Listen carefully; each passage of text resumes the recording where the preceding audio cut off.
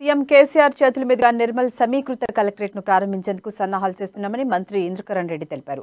అధునాతన సౌకర్యాలు, సకల హంగులతో నిర్మిస్తున్న ఇంటిగ్రేటెడ్ కలెక్టరేట్ భవన సముదాయాన్ని ఏప్రిల్ మొదటి వారంలో ప్రారంభోత్సవం చేయనున్నట్లు తెలిపారు. దీనికి సంబంధించిన అన్ని ఏర్పాట్లు చేయాలని అధికారులను ఆదేశించారు.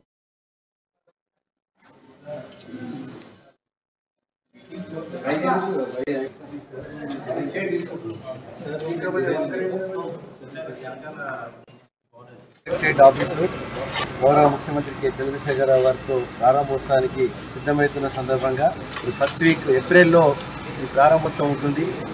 బహుశా డేట్ అనేది ముఖ్యమంత్రి గారి ఆఫీస్కి ఇచ్చే డేట్ నిర్ణయం చేసి ఇప్పటికే దాదాపు 90% పనులు పూర్తయినాయి. ఇంకొక 10% మాత్రము మిగిలి ఉంది పనులు. ఆల్మోస్ట్ ఆ రోడ్ కంప్లీట్ అయిపోయింది.